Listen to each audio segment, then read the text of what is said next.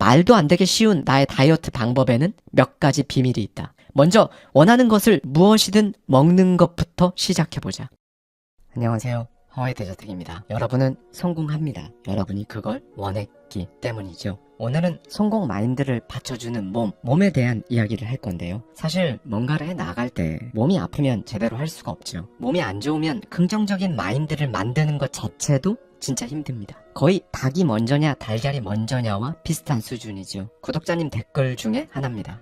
아무리 좋은 습관, 불을 쌓는 원리, 인간관계 해법까지 다 제대로 알고 있는 사람이 있다고 해볼게요. 그런데 몸이 따라주지 않으면 아무 소용이 없어요. 그리고 이 몸은요, 일단 먹는 게 제일 중요합니다. 운동을 하는 것도 다 좋지만 일단은 들어오는 연료가 좋아야 하니까요. 이거에 대한 과학적인 원리는 지난 월요일 데저텍 연구소 영상에서 말씀드린 바 있습니다. 그런데 문제는 내 몸에게 양질의 연료를 잘 공급해주는 게 쉽지가 않다는 거예요. 사실 굉장히 많은 분들이 그런데요. 입맛 자체가 건강하지 않은 쪽으로 길들여져 있으면 그게 뭐든 식단 바꾸는 건 진짜 고통입니다. 그렇죠? 그래서 오늘은요, 뇌를 해킹할 겁니다. 그걸로 진짜 건강하게 성공하는 자아상을 만들 거예요. 스케일이 좀 크죠. 이 엄청난 이야기는 스콧 애덤스의 저서죠. 더 시스템에 담겨있는 인사이트를 가져와서요, 저의 생각까지 더해서 여러분께 말씀드리도록 하겠습니다. 오늘은 단순한 음식 종류 이런 이야기는 하지 않을 겁니다. 대신에 훨씬 더 큰 이야기, 그러니까 기존의 여러분을 완전히 다른 사람으로 만드는 이야기를 할 거니까요.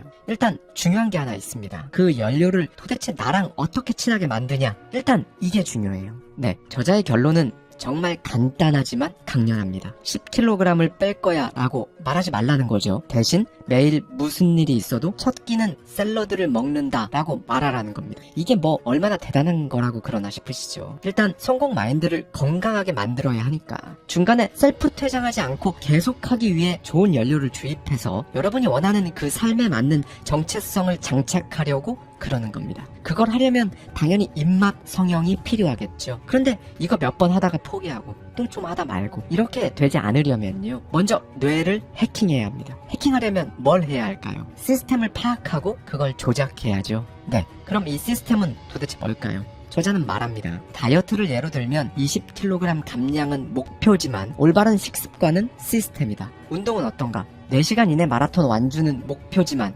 매일 10분 달리기는 시스템이다. 사업에서 100억 벌기가 목표라면 지속적으로 가치를 만들어내는 기업 활동은 바로 시스템이다. 지속적으로 무언가를 매일 하는 것, 이게 시스템입니다. 반면 특정 시기에 뭔가를 달성하고자 한다면 그건 목표죠. 이 시스템은 습관과 거의 유사해 보이죠. 그런데 습관이 나사 하나를 조이는 일이라면요, 시스템은 이 하나의 나사 조이기들이 모여서 만들어지는 거대한 집합이다라고 생각하시면 좋을 것 같습니다. 네, 여러분, 저자가 이 시스템을 강조하는 이유가 있어요. 왜냐하면 사람은 원래 열정을 쫓다가 좌절하기 때문입니다. 보통 일이 잘 풀리면 열정이 막 나타나죠. 이를테면 내가 10kg을 감량하고 싶어서 다이어트를 딱 시작합니다. 좋은 걸 먹고 운동도 하죠.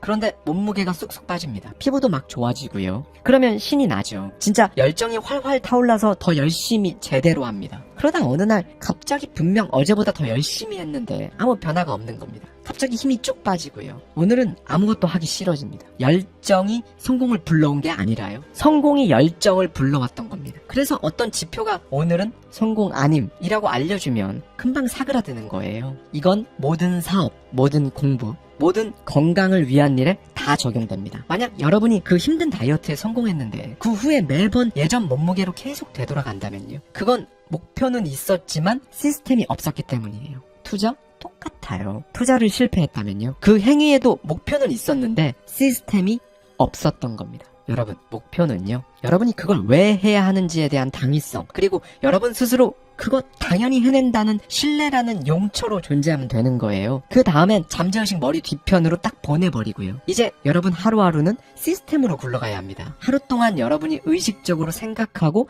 지켜낼 규칙을 만드는 거죠. 이걸 예를 들어 말씀드리면 이겁니다. 10kg 감량, 이 목표는요, 일단 하루 중에 여러분이 시간을 잡아서 목표를 직접 쓰고 말할 때를 제외하고는요, 여러분 잠재의식에게 맡기세요. 잠들기 전까진 의식 영역으로 끌고 오지 마시고요. 그리고 오늘 여러분은 그냥 매일 한 끼는 샐러드를 먹는 사람이 되는 거죠. 이 시스템을 그저 계속 지속하는 겁니다. 네, 성공은요, 이렇게 나만의 시스템으로 뭔가를 그냥 계속 하다가 운하고 딱 만나면 이제 결과로 터지는 거죠. 저자는 특히 성공에 대해 이야기하는 모든 저자들 중에서도요, 특히 건강한 식습관을 강조하는데요. 왜 그럴까요? 이게 모든 것들의 시작이기 때문에 그렇습니다. 제대로 된 연료가 들어와야 정신이 맑아지고 그런 의지가 생기고 움직이고 실행할 수 있는 거죠. 이에 대해 저자는 이렇게 말합니다. 내가 건강한 식습관에서 중점을 두는 부분은 단순화 시스템이다. 내게 효과가 있는 방법은 다음과 같다. 나는 원하는 만큼 많이, 원하는 것은 무엇이든 언제든 먹는다. 나는 몸무게가 66kg 정도 되는데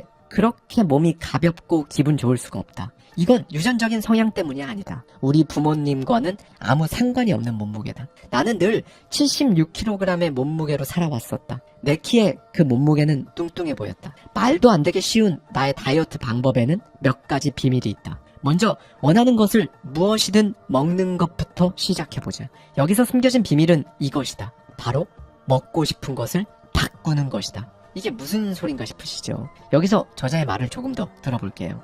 해보면 당신 생각보다 쉬운 일이다. 일단 건강에 좋은 음식을 먹으면서 즐거움을 느끼고 나쁜 음식을 갈망하지 않게 되면 다이어트의 나머지 문제는 얼추 쉽게 해결된다. 물론 자기가 좋아하는 음식의 종류를 바꿀 수 있다는 말에 믿음이 가지 않을 수도 있다. 나는 아이스크림 킬러였다. 한창 탐닉했을 때 바닐라 아이스크림을 하루에 2통씩 먹어댔다. 당시에는 브로콜리 같은 건 죄수에게 내려지는 형벌과도 같았다. 성공은 시스템이다 라는 말이 나를 지배하고 나서부터 나는 좋아하는 음식을 바꾸는 훈련에 돌입했다. 내가 좋아하는 음식을 바꾸기 위해 의도적으로 노력한 결과다. 내 뇌를 해킹해서 입맛에 관련된 회로를 재구성한 것이다. 당신의 입맛은 처음부터 그 음식을 좋아해서가 아니라 뇌가 그렇게 느끼도록 만든 결과이기 때문이다. 네, 여기서 저자는 정말 진심으로 획기적인 방법을 하나 알려주는데요. 음식을 먹고 나서 딱 2시간 후의 감정을 살펴보라는 겁니다. 기분이 좋은지 혹은 안 좋은지 그 음식과 연결하는 거죠. 그러니까 음식에 대한 감정을 바꾸는 겁니다. 네, 지금 하는 모든 이야기들은 영상 말미에 제가 깔끔하게 정리해 드릴 테니까요. 일단 저자의 말을 들어보시죠. 좋아하는 음식을 갈망하지 않게 된다는 것이 사랑하는 사람과의 헤어짐처럼 괴롭게 들릴 수 있다. 갈망 때문이다. 갈망이 마치 당신의 내면 깊숙한 곳에서부터 올라오는 감정 비스름하게 느껴질 수도 있다. 하지만 이건 오해다. 내 경험에 의하면 갈망은 반드시 조절이 가능하다. 나는 건강에 좋지 않은 다양한 음식들에 대한 갈망을 성공적으로 없앴다. 단 한 번에 하나씩 지워나갔다. 건강에 좋은 음식들은 대부분 맛이 불쾌하다기보다는 밍밍하다는 표현이 적절하다. 건강에 좋은 음식이라고 하면 많은 사람들이 맛이 없다고 생각하며 손사래를 친다. 건강에 좋은 음식이라는 말에서 당신 스스로 두부나 비누 맛이 나는 음식을 떠올려버린다면 건강에 좋은 음식을 바라는 마음이 생겨나기가 쉽지 않다. 뇌를 해킹해 내 마음대로 조종하려면 여느 기법과 마찬가지로 상상이 필요하다. 가장 먼저 건강한 음식을 생각할 때 머리에 떠오르는 이미지를 바꿔라. 견과류를 생각할 땐 짭짤하면서 맛있는 그 맛을, 바나나를 연상할 땐 부드럽게 달콤한 맛을 연상하면 한결 쉽게 될 것이다. 네, 여러분, 우리 잠재의식 개조, 그러니까 잠재의식의 소프트웨어 새로 까는 과정을 생각해보세요. 일단은 100번 말하고 쓰고 상상해서 주입시키는 걸로 시작하잖아요. 저자는 입맛 또한 똑같다고 강조합니다. 다른 모든 변화와 마찬가지 방식으로 다른 시각에서 보는 게 필요하다는 거죠. 만약 다른 시각으로 보는 걸 먼저 하지 않고요, 그냥 지금은 다이어트 중이니까 어쩔 수 없이 맛없는 걸 먹어야 한다고 생각해버리면 그 사람은 반드시 원래대로 되돌아옵니다. 왜냐? 내 정체성이 그 음식을 좋아한다로 바뀌지 않았으니까요. 여러분, 원래 사람 행동은요, 고갈되는 의지력으로 고통스럽게 막 쥐어짜는 게 아니에요. 내가 가진 내 정체성에 부합하는 방향으로만 행동합니다. 막 쥐어짜서 될 수는 있어요. 안 된다는 게 아닙니다. 그런데 그렇게 다른 방향으로 가기로 마음먹고 쥐어짜서 잠깐 그렇게 할 수는 있어도 금방 다시 돌아옵니다. 그래서 내가 진짜 그 사람이 되어야 하는 거예요. 그러니 여러분, 뇌를 해킹해서 입맛 성형을 하고 싶으시다면요, 여러분이 속으로 하는 말도 조심해야 합니다. 남들 앞에서 나 그 음식 좋아해, 나 그 음식 싫어 라는 말을 하는 것도 조심하셔야 하고요. 왜? 사람은 생각하는 대로 되니까요. 그리고 그 생각은 말로 나오는 거고요. 여러분, 저자 애덤스가 이 음식의 중요성을 언제 깨닫냐면요, 한참 실패해서 몸까지 완전히 망가져버린 그때 가서야 깨닫습니다. 과거의 저자는 살아가면서 순간순간의 실패를 엄청나게 많이 한 사람이에요. 첫 면접 자리에서는 면접관한테 기본이 없다 망했다는 소리를 들었고요. 회사에서는 해고당하고 숱하게 사업을 시도했고 다 망했습니다. 이렇게 만신창이가 된 가운데 자기 몸 안 돌보니까 거의 3년 넘게 말도 제대로 못하고 손가락 경련이 일어나는 병에 걸린 거예요. 이 정도로 처절하게 밑바닥을 보고 나서 몸 관리해야 내가 산다. 그렇게 하려면 식습관을 바꿔야 산다. 그리고 이건 무식하게 애쓴다고 되는 게 아니니까 특정한 시스템으로 돌려야 한다. 이 특정 시스템은 매일 아침 처음 먹는 것부터 바꾸는 걸로 시작한다. 이렇게 결단한 거죠.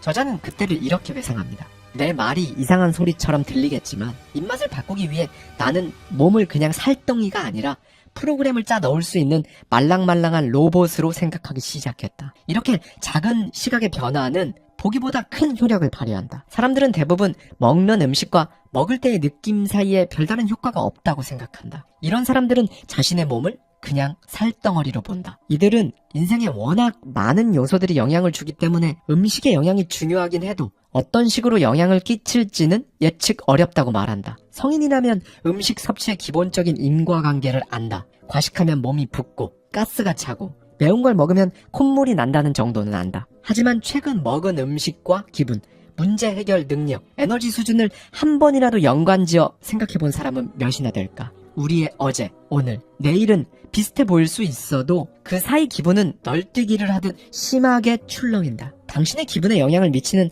가장 근본적인 요인은 바로 당신이 최근에 먹은 음식이다. 네, 저자는 인생 밑바닥을 찍었을 당시에요. 또 다른 사업 막 벌이는 게 아니라 갑자기 음식 먹는 시스템부터 바꾸기로 마음을 먹은 거예요. 조금 특이하죠. 몸의 근본, 그러니까 나라는 사람의 근본을 바꾸는 과정이라고 생각한 거죠. 그래서 음식이 곧 기분이라는 정말 많은 연구 사례를 찾아다니며 자기 몸을 대상으로 직접 실험을 합니다. 일단 본인이 나름 좋아하는 부류의 음식을 먹은 다음에요. 이제 2시간 뒤 자기 컨디션을 체크해서 좋은 쪽, 안 좋은 쪽으로 나누는 거죠. 보통 건강과 반대로 가는 음식은 대체로 더 자극적이잖아요. 그래서 우리는 그 맛만 생각한 나머지 나는 몸에 안 좋은 음식만 좋아해 라고 자기 정체성을 가둬버리는 경향이 있거든요. 그런데 그거 아니에요. 여러분이 좋아하는 음식을 막상 적어보면요, 몸에 좋은 것들이 분명히 있을 거거든요. 다만 자극적인 음식에 묻혀버려서 과소평가하는 거죠. 이렇게 여러분이 좋아하는 음식들 중에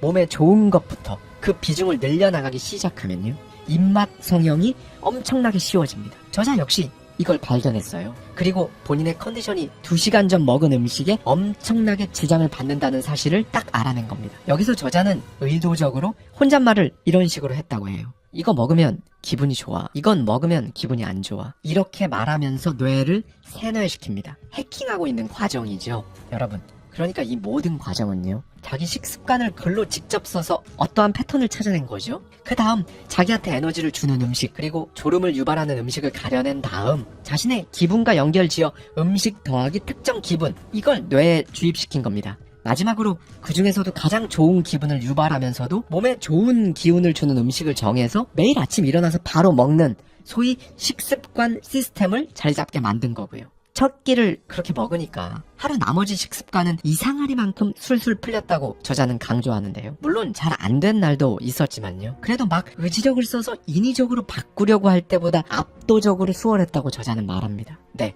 먹는 것부터 바꾸기 시작하니까요, 저자의 인생은 이전과 완전히 달라지기 시작했어요. 나오는 성과가 달라졌다는 게 아니라 회복 탄력성이 달라진 겁니다. 실행력이 달라지면서 포기를 하지 않게 된 거죠. 원래는 데미지가 1만큼 오면 3만큼 정신력을 잃고 쓰러져 버렸다면요, 이제는 1의 데미지에 0.5 정도의 데미지만 받게 된 겁니다. 네, 오늘 말씀드린 핵심 포인트만 정리를 좀 해볼까요? 오늘 저자 스콧 애덤스의 인사이트를 가져와서 제가 말씀드리고 있는 메시지의 핵심은요, 그걸 먹으면 건강하다는 그런 종류가 아닙니다. 입맛 성형, 그러니까 어떻게 하면 그 건강한 음식을 진짜 내 인생의 동반자로 계속 가져갈 수 있는지, 그렇게 하려면 마인드가 어떻게 바뀌어야 하는지, 내 정체성을 어떻게 바꾸는지, 이게 핵심이었죠. 그리고 이 정체성은 오로지 특정 시스템을 따랐을 때만 바꿀 수 있습니다. 그러니까 나만의 규칙, 그리고 그 규칙을 지켰을 때 따라오는 나의 기분 좋은 감정, 즉 규칙 더하기 감정, 이것만 항상 생각하면 된다는 거예요.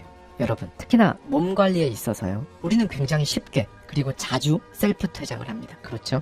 저도 그랬어요. 그런데 그럴 때마다 저는 이렇게 생각을 했었는데요, 몸은 내 것이 아니다. 예전에도 제가 한번 말씀드렸었죠. 내 것이라고 생각하면 내 거니까 귀하게 여기고 애지중지 아낄 수 있겠죠. 그런데 반대로 내 거라고 그냥 소홀히 여기면서 막 다룰 수도 있잖아요. 그럴 때 저는 몸이란 태어나서 죽을 때까지만 함께하는 반짝, 동반자라고 생각합니다. 네, 여러분. 우리가 안 좋은 음식 먹고 속이 많이 안 좋을수록 노화는 3년씩 가속된다고 하죠. 좋은 연료를 통해 좋은 에너지를 만들어내야 하는 이유입니다. 여러분이 지금 왜 난 행동으로 안 옮겨지지? 왜 자꾸 셀프 퇴장만 하지? 왜 맨날 컨디션 안 좋고 아무것도 하기 싫지? 라는 상태라면요, 음식부터 바꿔야 할 수도 있습니다. 우리 구독자님들, 이 영상 보는 시간이 대체로 아침 6시부터 시작되시죠. 오늘의 첫 끼, 꼭 건강한 음식으로 챙겨 드시길 당부드리며 오늘 영상 마치겠습니다.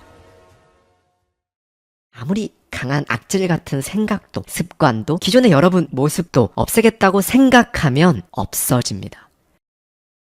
안녕하세요. 하와이 데저텍입니다. 금요일이면 돌아오는 데저텍 라디오. 지난주 금요일 영상이죠. 도미니크 로로의 심플하게 산다, 물건 버리기 편을 그렇게나 좋아해 주실 줄 몰랐는데요. 구독자님들이 추가 영상 요청을 많이 주셔서 이렇게 몸, 마음 편을 찍게 되었습니다. 네, 여러분. 혹시 안 좋은 것들을 먹고 그걸 용납하고 늙고 병들고 살찌는 걸 당연하게 생각하고 있지는 않으신가요? 생각보다 지금 꽤 많이 힘든 몸과 마음을 그대로 방치하고 있진 않으신가요? 내 자신이 아닌 다른 것들을 막 우선순위에 올려두고 그렇게 살아가고 계신 건 아니신지요? 오늘 이 영상으로서 다시금 진짜 중요한 게 무엇인지 생각해보는 시간이 되셨으면 정말 좋겠습니다. 네, 여러분. 건강은 사실상 자기 존중의 문제거든요. 인격적으로 지적이고 아름다운 사람이라면 진심으로 자신의 몸 그리고 마음을 돌보는 일이 인생에서 완전히 1순위가 되어야 마땅하죠. 보통 나를 돌보는 일에 관심이 사라지면요, 그 자리엔 이런 것들이 들어옵니다. 우둔함, 게으름, 방관, 떳떳하지 않음,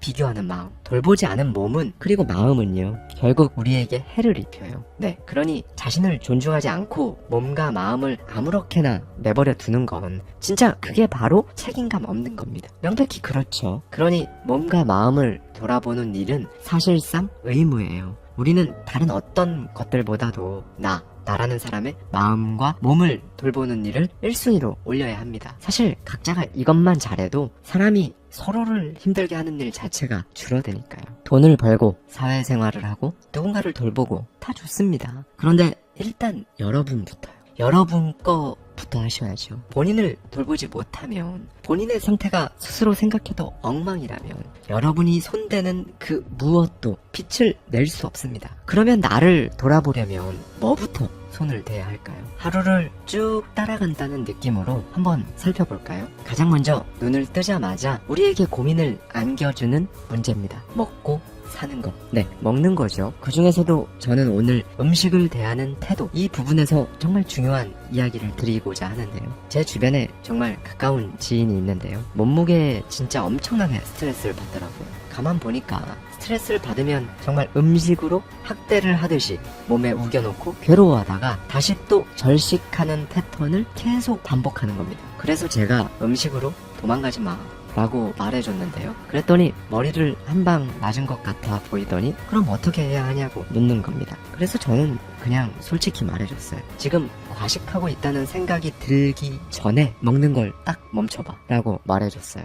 그 친구는 차츰 안정을 찾아가는 게 보였습니다. 네, 여기서 저자의 말을 빌리면요, 우리가 배가 고픈 건 몸이 아니라 마음이라는 걸 이해할 때 우리는 음식으로부터 자유로워질 수 있다고 합니다. 그러니까 저자는 식탐으로 음식을 먹으면 안 된다고 또 강조하는데요. 음식이라는 건 사실 내 몸에 편안한 걸 적당히 취해야 하잖아요. 그런데 사람들은 불안하거나 지루하면 음식을 그냥 먹습니다. 너무 빨리, 너무 많이, 너무 힘들게 음식을 소비하죠. 그리고 그렇게 몸이 상하고요. 네, 저자는 더 이상 음식을 적으로 두지 말라고 조언합니다. 저자에 따르면 과체중인 사람의 경우 지금 먹는 양의 3분의 1로도 충분히 생활할 수 있다고 하는데요. 자신에게 적당한 양을 찾으면 비로소 몸이 가뿐해지고 활력이 생긴다고 합니다. 갑자기 양이 줄어서 막 힘든 것 같아도 1주일, 2주일, 3주일이 지나면 오히려 더 많은 활력을 되찾는다고 하죠. 그러다 보면 일어나는 이런저런 문제에 훨씬 더 잘 대처하는 내 스스로의 모습을 볼 수 있는 거고요. 내가 나를 통제함으로써 강요하고 시기하고 탐내고 부러워하는 부정적인 감정들이 사라지는 것을 느낄 수 있는 겁니다. 그런데 우리는 보통 스트레스, 피로, 우울함, 짜증을 완화시키기 위해 음식을 찾는 경우가 많잖아요. 그렇게 식생활이 어딘가 과해지는 거죠. 배가 고프지 않은데 음식을 집어넣으면 우리 몸은 불안정해진다고 합니다. 그러니 마음의 허기를 음식으로 달래지 않으셔야 해요. 진짜 몸이 원할 때만 음식을 먹는 겁니다. 음식을 통제하는 이 행위는 궁극적으로 우리에게 자유를 가져다 준다고 하죠. 사실 사람이, 그러니까 우리가 사는 이유는 진짜 궁극적으로 근본적으로 막 파고 내려가다 보면 결국 먹기 위해서거든요. 그래서 먹고 살기 위해 라는 말도 있는 거고요. 그래서 여러분이 여러분 스스로를 통제하면 드는 느낌이 하나 있는데요. 더 많은 것들을 해 나간다는 느낌, 그 느낌을 일상에서 느끼면서 레벨업 해 나가는 건 바로 여기 먹는 것부터 시작된다는 거예요. 이게 별거 아닌 것 같지만 조금 전에 말씀드린 것처럼 결국 우리가 살아가는 근원 중에 근원이 되는 거잖아요. 이걸 해내기 시작하면 진짜 가장 밑에 있는 뿌리부터 바꾸는 것과 같다는 겁니다. 그래서 이 문제를 해결 못하면 성공을 해도 어딘가 마음이 불안정한 상태가 계속 된다는 거예요. 그러니 이제는 뭐든 선을 넘는 방식으로 먹는 걸 피하셔야 해요. 이것만 하면 됩니다. 건강을 위해 음식 칼로리를 계산하거나 밥을 굶거나 건강식품에 큰돈을 쓸 필요가 없어요.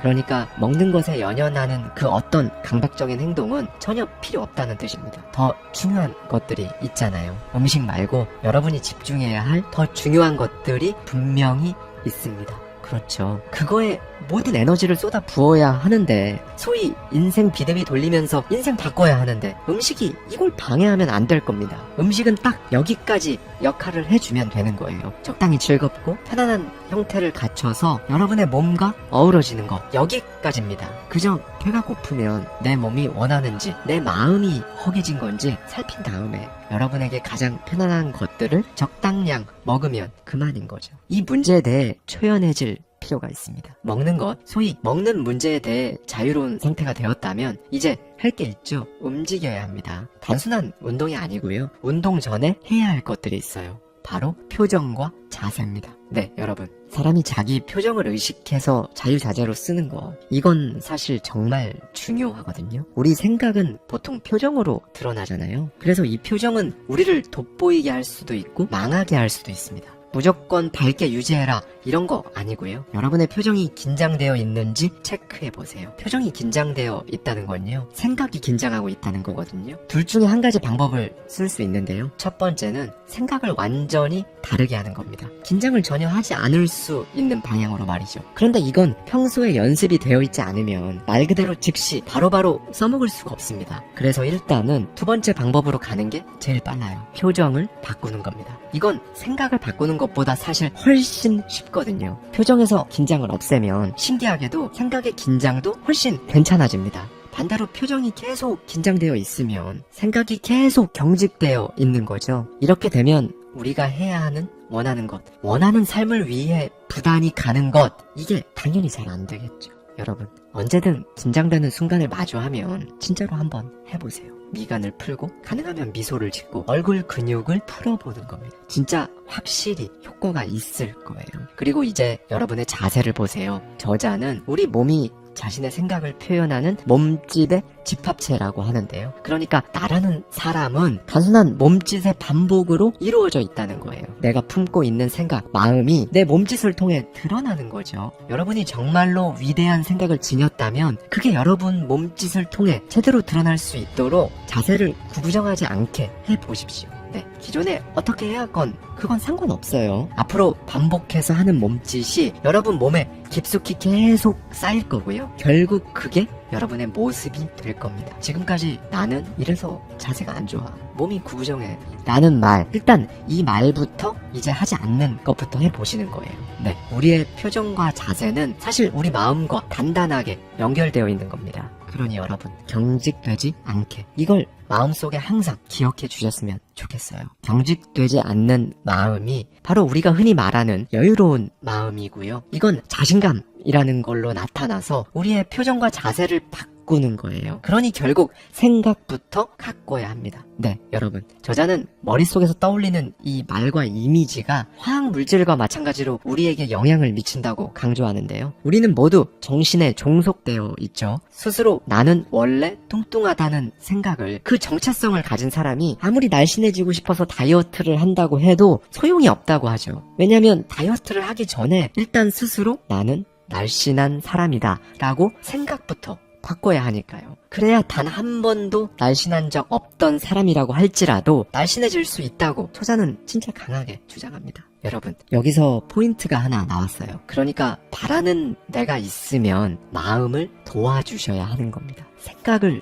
도와주세요. 어떻게 도울까요? 여러분이 여러분 몸에서 빠져나왔다고 상상해 보는 겁니다. 자신의 몸 바로 옆에 나란히 앉아 있다고 상상해 보세요. 그리고 여러분을 바라보세요. 어떻게 보이시나요? 마음에 드시나요? 어떤 도움과 조언을 주고 싶으신가요? 네, 우리의 마음은, 그러니까 생각은 갈피를 못 잡을 때가 많죠. 날씬해지고 싶으면서 과자 한 조각 먹고 싶어지는 욕구를 참을 수 없습니다. 늘 이런 갈림길에서 괴로워요. 그래서 우리에겐 규칙이 필요합니다. 규칙이라고 하니까 스스로에게 막 엄청나게 엄격한 잣대를 들이대서 억압하면서 스스로를 막 괴롭히는 그런 게 아니에요. 이 규칙은요, 여러분이 상상으로 그리는 바로 그 모습이 되기 위해 도움을 주는 일종의 처방약이라고 생각을 해보세요. 영상 초반에 제가 먹는 걸 스스로 통제하는, 그러니까 컨트롤하는 것에 대해 말씀드렸잖아요. 정확히 똑같습니다. 여러분이 여러분 몸을 다듬고 다스리고 있다는 느낌, 이걸 갖는 게 핵심이에요. 그리고 그 정점을 찍는 일은 당연하게도 바로 운동이겠죠. 운동의 목적은 다른 게 아닙니다. 삶의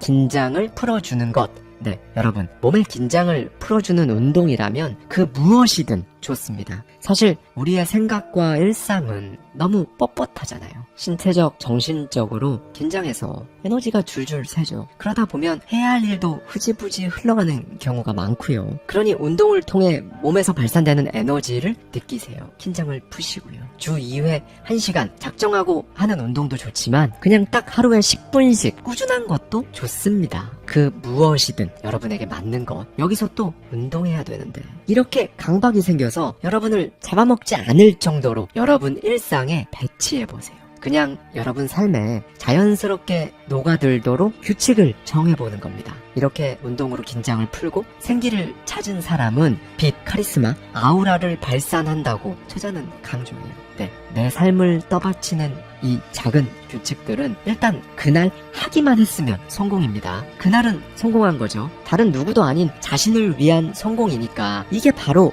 나를 돌본 겁니다. 그리고 이걸 21일만 반복해보세요. 21일 이후에는요, 이제 안 하면 뭔가 불편하고 오히려 컨디션도 안 좋고 그런 상태가 여러분 스스로 느껴지실 거예요. 이게 바로 장착되는 거고요. 여러분, 이제는 나를 바로 잡아야 합니다. 자신에게 한계가 있다는 걸 매번 쉬지 않고 알려주는 사람은 바로 자기 자신뿐이에요. 진정한 자신감은 이럴 때 스스로를 다스리는 것부터 시작되는 거고요. 네, 여러분이 느끼는 기쁨 그리고 고통은 얼굴빛, 표정, 주름을 통해 얼굴에 고스란히 다 드러납니다. 그렇게 모든 감정들이 모여서 바로 오늘 여러분이라는 사람이 된 거고요. 대부분 사람들이 생존을 위해 살아갑니다. 하루하루 살아가기에 급급해서 상상 속 내 모습을 현실로 옮기지 못한 채 손에 잡히지 않는 고민에만 갇혀 살죠. 살을 10kg만 더 빼면 이직할 수 있다면, 시드머니가 조금만 더 있었으면, 돈만 많았다면, 이런 생각이 든다면 일단 더 하는 걸 먼저 하려고 하지 마시고요. 일단 물건, 음식을 비롯해서 여러분 그 자체, 그리고 여러분을 둘러싼 모든 것들을 컨트롤하는 것부터 시작해보세요. 그래야 공간이 생깁니다. 공간이 생겨야 뭐든 더 할 수가 있는 거니까요. 이 부분에서 저자는 이런 말을 합니다. 그러니 치료해야 할 것은 병이 아니라 사람 그 자체다. 우리는 사실 뭐든 너무 과한 사회에 살고 있잖아요. 몸에 자극을 쌓고 불필요한 생각, 음식들을 막 축적하면서 각종 화학 제품을 집어넣습니다. 진짜 쌓아야 하는 것들, 필요한 것들은 들여다볼 생각을 안 하고 못하고 말이죠. 그리고 이제 엄한 데다 스트레스를 풀고 악순환이 이렇게 시작되는 거거든요. 여러분 스스로를 돌보는 건 균형을 찾는 일입니다. 균형을 얻으려면 자극이라는 꼬리표가 붙은 각종 독소들부터 제거해야 하는 거고요. 그리고 오늘 말씀드린 이 몸과 마음을 다스려서 얻는 건요, 다른 게 아니라 초연함이에요. 그리고 이 초연함은 연습을 해야 합니다. 이건 어쩔 수가 없어요.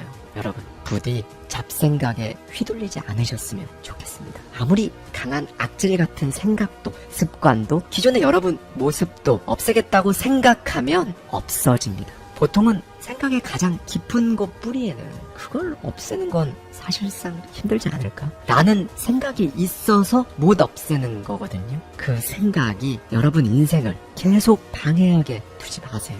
멀리 치울 수 있습니다. 제가 7가지 이야기를 해드릴 건데요. 참고로 어려운 방법 하나도 없습니다. 그리고 오늘 제가 말씀드리는 7가지 방법들 중에서 딱 할 수 있는 것만 오늘부터 그냥 하나만 해보세요. 안녕하세요. 하와이 대저택입니다. 여러분은 성공합니다. 여러분이 그걸 원했기 때문이죠. 네. 오늘은 재산, 지위 이런 거랑 상관없이 사람들이 유독 따르는 그런 사람들이 있잖아요. 소위 매력적인 사람들은 도대체 뭘 했길래 그럴 수 있는 건지, 그냥 타고난 건지, 노력을 한 건지, 아니면 자연스럽게 뭔가 배운 건지, 한마디로 무슨 특징이 있는지 살펴볼 겁니다. 조이 챈스의 결국 원하는 것을 얻는 사람들의 비밀에 담겨있는 인사이트를 가져와서 저의 생각까지 더해서 말씀드려 보도록 할게요. 일단 저자는 MIT와 하버드 대학교에서 사람들이 도대체 어떻게 결정을 내리고 살아가는지, 실제로 무엇이 사람들의 행동 그리고 인생 전반에 걸쳐 영향을 미치는지 연구한 사람이에요. 이후 예일대학교 경영대학원 교수가 된 다음에는요, 한 사람이 가지고 있는 어떠한 힘, 그러니까 다른 사람들에게 비춰지는 이 사람의 에너지를 압축해서 영향력이라고 설명합니다. 그리고 여기에 대한 대대적인 연구와 강의를 시작해요. 이 강의는 첫날부터 서서 강의를 듣는 학생들이 넘쳐났을 정도로 수강생이 몰렸는데요. 이것만 봐도 일단 알 수 있는 게 하나 있죠. 사람들은 사실 누구나 다 진심으로 다른 누군가에게 매력적으로 보이고 싶어 한다는 겁니다. 이 욕구가 엄청나다는 거예요. 그런데 사실 이 개념은 약간 막연하잖아요. 손에 잡히지 않는 이 개념을 어떻게든 자기 걸로 만들어서 사용해보고자 이렇게들 이 강의에 많은 예일대 학생들이 몰린 겁니다. 저자 조이 챈스는 특별한 근거 없이 이걸 해야 한다라고 하지 않아요. 매력이라는 것에 대해 진짜 확 와닿는 뇌과학적 근거를 들어서 설명해줍니다. 그래서 좀 더 믿고 행동할 수 있도록 해주는 것 같아요. 여러분, 사실 이 매력이라는 건요, 결국 영향력인 겁니다. 이 영향력이 커졌을 때 우리는 돈을 더 벌고 사람들의 시선을 끌고 정말로 다양한 형태의 이익을 취할 수가 있다는 거죠. 네, 저자는 성공을 하고 싶다면 결국 영향력을 전파해야 하고, 이게 우선이 되었을 때 이제 자연스럽게 매력이 발산되면서 재산이나 지위는 저절로 따라온다고 강조하는데요. 자, 그런데 진짜 중요한 게 있어요. 한 사람의 영향력은 DNA를 통해 전해지죠. 그래서 우리가 유전이 중요하다 이런 이야기를 하는 거고요. 영향력이 대대로 내려오는 집안은 익숙한 관용구인 따놓은 당상처럼 성공의 명맥을 자연스럽게 이어갈 수가 있다는 겁니다. 저자는 이 영향력을 이렇게 설명해요. 영향력이라는 건 이번 삶에서 당신이 함께 나눌 사랑이고 죽고 난 뒤에 남겨줄 유산이다. 이 영향력이 바로 변화를 만들고 마음과 정신을 움직일 능력을 준다. 네, 사람은 영향력으로 자신이 원하는 곳까지 도달합니다. 어떻게요? 다른 사람들에게 매력적으로 보여짐으로써요. 이쯤에서 이런 생각이 드시는 분들 많으실 거예요. 아니, 나랑 우리 집안은 사람들한테 매력을 어필할 게 1도 없는데? 괜찮습니다. 얼 나이팅게일도 말했지만 진짜 중요한 핵심이 하나 있어요. 그 모든 부잣집 가문들, 영향력 있는 가문들도 처음부터 그런 게 아니었다는 겁니다. 거슬러 올라가면 누군가는 이 거지 같은 인생 내가 바꾼다는 마음으로 다르게 생각하고 다르게 행동한 결과가 지금의 그 집안들을 만들어낸 거예요. 제가 항상 지겹도록 말씀드리는 거지만요, 나부터 시작하면 되는 거죠. 결국 어느 집안이든 누군가는 일단 먼저 성공을 해야 하는 거죠. 딱 봐도 우리 가족 중에 이 사람이 성공할 것 같은 게 너무 명백하면 그 가족 구성원을 여러분이 도와주면 될 겁니다. 그런데 거의 대부분 그렇지가 않거든요. 그럼 결론은 나왔죠. 내가 내 영향력을 키우면 되는 거죠. 그럼 내 영향력을 키우는 거 도대체 뭐부터 해야 할까요? 네, 일단 가장 먼저 이 영향력이라는 게 우리가 의도하는 대로 곧이곧대로 따라주지 않는다는 걸 알고 있어야 합니다. 우리의 계획은 거의 대부분 다 틀어지잖아요. 그렇죠? 여러분이 생각한 여러분 이미지와 다른 사람이 보는 여러분 이미지는 또 다르고요. 저 사람이 내가 생각하는 대로 행동하지 않는 건 사실 당연하다는 겁니다. 부모와 자식, 사실 부모와 자식 간에 이걸 이해하지 못해서 갈등이 정말 항상 많죠. 아무리 부모와 자식 사이라고는 하지만 엄밀히는 다른 사람이잖아요. 그럼에도 불구하고 우리는 내가 생각한 대로 내 자식이 움직여주지 않는다고, 또 반대로 자식은 부모님이 이러이러해서 진짜 마음에 안 들고 미칠 것 같다고 많이들 어려워하시죠. 그런데 이건 사실 일종의 오류인 거예요. 네, 여러분. 그럼 도대체 이 영향력이 어떻게 작동하는지 알아야겠죠. 그래야 효과적으로 이 영향력을 펼칠 수 있을 테니까요. 오늘은 제가 시스템 1, 시스템 2에 대해 이야기할 겁니다. 아는 분들은 아는 개념이죠. 행동경제학자이자 노벨상 수상자인 데니얼 카너먼이 자기 통제에 대해 설명할 때 정말 많이 쓰는 개념인데요. 이렇게 생각하면 쉬워요. 우리 안엔 두 개의 자아가 있습니다. 빠르고 충동적이고 직관적인 행동가. 네, 이게 시스템 1입니다. 이 시스템 1이 잘 작동하기 때문에 우리는 이미 들인 습관에 대해 별다른 이의를 제기하지 않고 생각 없이 양치를 하고, 더우면 옷을 벗고, 추우면 따뜻한 걸 찾고, 배고프면 먹고 마실 수 있는 거예요. 그런데 이게 마냥 좋은 게 아닙니다. 우리는 이 직관적인 행동가인 시스템 1 때문에 화가 나면 그냥 아무 생각 없이 그 자리에서 화를 내버리잖아요. 나중에 후회할 거면서 말이죠. 또 눈앞의 상황에만 반응하고 계속 꾸준히 해야 하는 중요한 일인데 실증 나면 이제 안 해버리는, 순간을 살아가는 수동적인 존재로 전락합니다. 그런데 우리는 사람이잖아요. 이 시스템 1이 너무 날뛰기 전에 저지를 해야 할 겁니다. 그래서 우리 뇌에는 시스템 2라는 게 하나 더 있는 거예요. 직관적인 행동가를 통제하는 계획가. 이게 바로 시스템 2입니다. 이 시스템 2는 느리게 추론하고 말 그대로 심사숙고하는데요. 네, 여러분. 그러니까 그냥 정말 쉽게 말씀드리면 이겁니다. 우리가 보통 내 스스로를 컨트롤한다라고 표현하잖아요. 내가 나를 컨트롤한다는 건 결국 이 시스템 1과 2가 충돌하는 것에 관한 거예요. 우리는 늘 사실 미쳐 날뛰려고 하는 시스템 1이라는 이 본능을 억제하기 위해 이 시스템 2라는 의지를 씁니다. 시스템 2, 즉 통제하는 계획가는요, 직관적인 행동가인 시스템 1을 통제하기 위해 항상 두 가지 도구를 활용해요. 1. 재량권을 어느 정도 주는 대신에 처벌과 보상을 주거나 2. 애초에 처음부터 규칙을 부여하거나. 둘 중 하나예요. 첫 번째, 재량권을 준다는 말은요, 말 그대로 시스템 1이 일단 자기 마음대로 행동하게끔 두는 겁니다. 그런데 동시에 보상이나 처벌을 내리는 거죠. 어떻게 해요? 기분이 좋아지면 보상, 기분이 나빠지면 처벌인 거예요. 이런 식으로 어떤 행동을 더 하고 싶게 만들거나 하고 싶지 않게 만들어 버리는 거죠. 두 번째로, 우리가 보통 마음의 여유가 좀 있을 때 시스템 2가 갑자기 마음을 다잡고 규칙을 딱 만듭니다. 우리가 하는 다짐이나 계획들 있죠. 이게 시스템 1에게 행동 규칙을 부여해서 그대로 행동하라고 명령하는 거예요. 그런데 보통은 여기서 충돌을 엄청나게 많이 하는데요. 그래서 사람들은 일반적으로 이 행동 규칙을 잘 지키는, 소위 자기 컨트롤을 잘하는 사람에게 매력이라는 걸 느끼는 거고요. 뭐 여기까지는 쉽습니다. 내가 나를 통제하고 나를 컨트롤할 때는 시스템 2 말을 잘 들으면 되는 거니까요. 시스템 2의 힘을 조금씩 키워나가면 됩니다. 그런데 우리가 다른 사람들에게 매력적으로 비춰지는 데는 내가 나를 잘 가꾸는 것도 중요하지만 오히려 다른 사람과의 의사소통, 즉 인간관계를 어떻게 풀어가느냐, 이것도 매력의 중요한 요소로 작용하거든요. 그런데 저자는 이 인간관계에서만큼은요, 시스템 2가 1보다 힘이 없다고 합니다. 이게 무슨 말이냐? 사람은 결국 다른 사람의 이야기를 듣고 뭔가를 판단할 때 시스템 2보다 시스템 1에 의지한다는 거예요. 이게 어느 정도냐면요, 다른 사람과 상호작용을 할 때만큼은 우리의 결정 그리고 행동의 95%가 시스템 1에 의해 좌우된다는 겁니다. 그래서 사기를 많이 당하는 거예요. 과거의 저처럼요. 이성적으로 보면, 그러니까 통제하는 계획가라는 시스템 2로 보면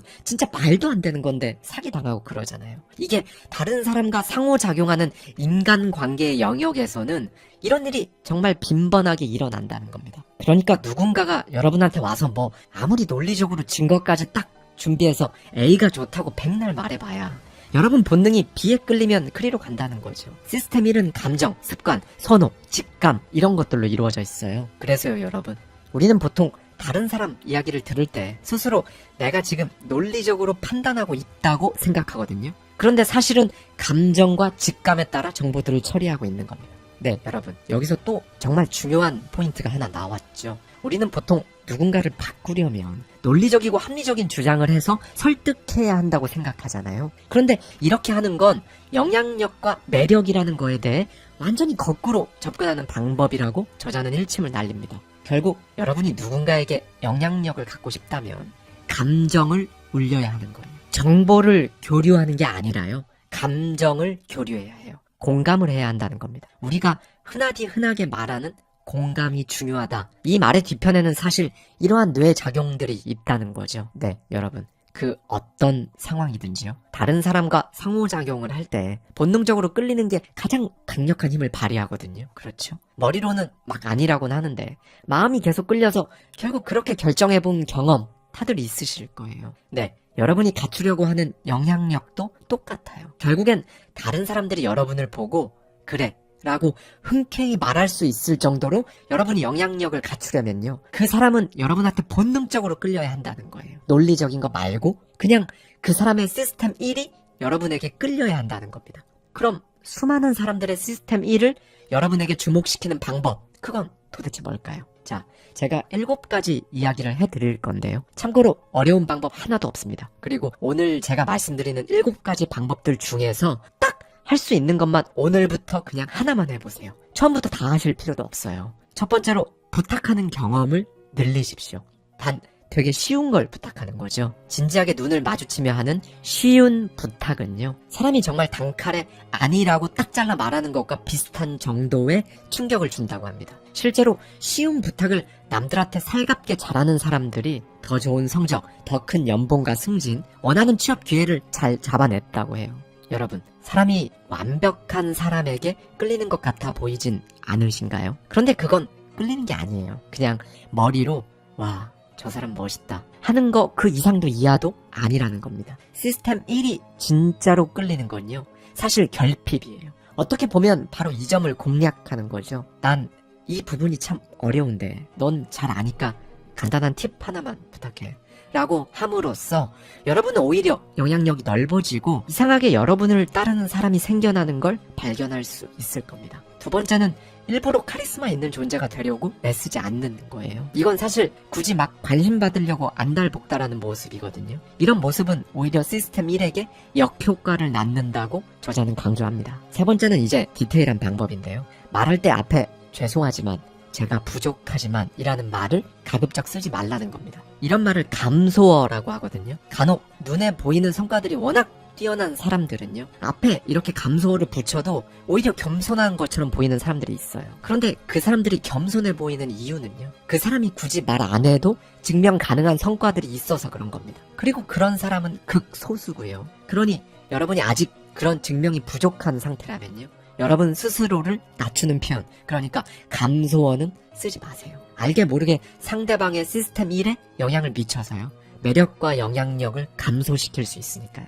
네 번째 방법입니다. 대화할 때 나는, 나를, 나와 같은 말을 써서 내 경험에 초점을 맞추는 건 최악이에요. 상대의 이름을 활용해서 상대의 경험으로 대화를 해보세요. 그 사람에게 관심을 줄수록 오히려 여러분에 대한 관심이 따라옵니다. 사람들은 내가 이해받았다고 느끼는 바로 그 순간 그 사람에게 엄청나게 끌리거든요. 그렇다고 내가 당신을 이해하고 있다, 이걸 막 구체적인 말로 표현할 필요는 없습니다. 그죠? 질문만 하고 잘 들어주면 되는 거예요.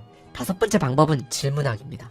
이 질문하기는 제가 정말 많이 강조하는 포인트죠. 타인에게 질문을 잘하는 사람이 결국 내 스스로에게 질문도 잘하는 거거든요. 나랑 대화하는 법을 알아내는 게 바로 마인드셋의 출발입니다. 그렇게 생각의 수준을 높이고 그렇게 성공하는 거고요. 하버드 대학교에 흥미로운 연구 결과가 하나 있는데요. 앨리스 브룩스 교수 연구진은 한 가지 실험을 했습니다. 사람들이 서로를 알아갈 때 질문을 더 많이 하는 쪽이 더 큰 호감을 얻게 된다는 명백한 연구 결과를 발견한 거죠. 특히 또렷한 눈으로 던지는 연속된 질문은요, 다른 사람에게 진정성 있는 사람으로 인식된다고 합니다. 여섯 번째 방법은 다른 사람의 저항을 지켜보고 분석하는 건데요. 제가 늘 많이 말씀드리는 자극과 반응 사이에 공간을 둬야 한다는 것과 정확히 같은 맥락입니다.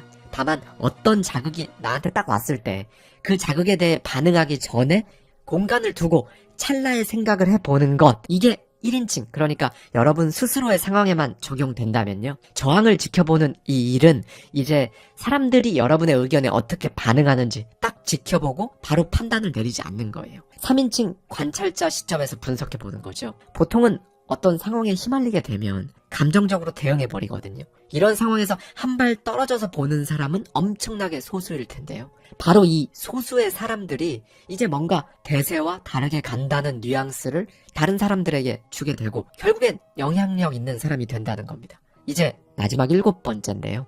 가장 중요한 겁니다. 누군가가 여러분에게 영향력을 딱 미치려고 할 때 여러분은 이렇게 생각하면 돼요. 이 상황은 내가 주도하고 있고 이쪽이든 저쪽이든 나는 내 마음대로 선택할 수 있다. 결국 내 시간이고 내 상황이니까 내가 컨트롤한다라고 딱 인식하는 것, 이렇게 생각하는 습관이 장착되면요, 사람은 무조건 여유를 갖게 돼요. 그리고 무엇보다 이게 바로 내가 나를 존중하는 거거든요. 이때 정말로 여러분의 영향력은 극대화되는 겁니다. 여러분이 뭔가를 시도해보려고 할 때 훨씬 쉽게 될 거예요. 지금까지 말씀드린 이 7가지 방법을 전부 합쳐서 저자는 점잖은 초식 공룡이 될 것을 강조합니다. 분명히 유하고 눈이 선하지만 어쨌든 공룡이잖아요. 소위 강단이 있다는 겁니다. 구태여 여러분이 직접적으로 막 공감한다는 표현을 쓰지 않더라도 오늘 말씀드린 7가지 중에 기억에 남는 것부터 일단 하나씩 해보다 보면요, 어느 순간 여러분은 특별히 막 공감하지 않은 것 같은데도 공감을 잘해준다는 그런 평을 받는 영향력 있는 사람이 되는 겁니다. 그리고 제가 한 가지 더 말씀드리고 싶은 건요, 이 모든 스킬 그 이면에는요, 솔직함, 진솔함이 묻어 있어야 해요. 그러니까 이 방법을 한번 하는 척 해보자 이렇게 하지 마시고요, 진짜로 한번 해보자 이런 마음으로 해보십시오. 저자는 솔직함까지 더해진 이 7가지 태도는 진짜 사람이 거부하기 힘든 조합이라고 강조하는데요. 그만큼 여러분이 영향력을 지닌 사람이 되기에 최고의 방법이라는 거예요. 그렇게 여러분의 매력은 막 현재의 자산, 사회적 지위 이런 거랑 상관없이 올라가게 되는 겁니다. 그리고 이 매력은 이제 영향력이 되는 거고요. 정리를 좀 해볼까요? 오늘은 나의 영향력, 즉 매력을 키우는데 가장 중요한 개념인 시스템 1, 시스템 2에 대해 말씀드렸는데요. 여러분의 매력은 여러분이 여러분 스스로를 컨트롤하는 것, 그리고 다른 사람들과 상호작용하는 것, 크게 이 2가지 매력에서 나오는데요. 여러분이 여러분 스스로를 컨트롤할 때는요, 심사숙고하고 계획적인 뇌 시스템 2가 막강한 힘을 발휘합니다. 반면에 사람들과 상호작용을 할 땐 의외로 뇌 시스템 1, 즉 본능에 끌리는 매력이 중요하다고 말씀드렸고요. 이 매력은 7가지 팁을 통해서 얼마든지 키울 수 있다고 말씀드렸습니다. 여러분, 무엇보다 매력 있는 사람이 되어야 하는 이유를 꼭 잊지 않으셨으면 좋겠어요. 단순히 무슨 세 보이고 싶어서, 아니면 누구를 이기려고, 명성을 얻으려고, 이런 게 아닙니다. 결국 여러분 스스로를 조금 더 영향력 있는 사람으로 만들어내면요, 여러분이 원하는 그걸 훨씬 더 쉽게 낚아챌 수 있다는 거예요. 그런 인생을 살기 위해서입니다. 오늘은 저자 조이 챈스의 말로 영상을 마무리하도록 할게요. 당신이 어떤 상황에 있건 어떤 처지이건 영향력이 있는 사람이 되는 길을 따라가라. 그러다 보면 삶의 특정 지점에서 자신이 전보다 훨씬 더 큰 꿈을 꿀 준비가 되어 있다는 사실을 마주할 것이다. 감사합니다. 지금까지 하와이 대저택이었습니다.